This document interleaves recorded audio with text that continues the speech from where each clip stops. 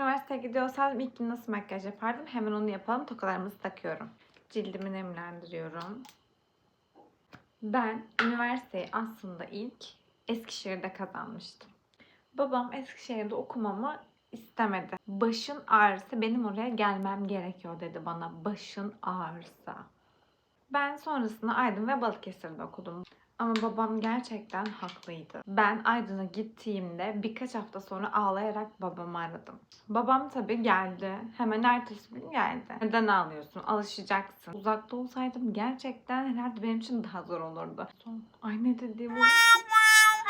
Her yere çabuk alışamıyorum. Muhtemelen Aydın'da o zorluğu, adapte sürecini atlattığım için Balıkesir hemen uyum sağlayabildim.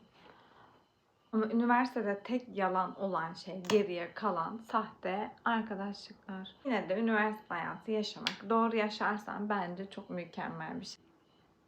Umarım beğenmişsinizdir.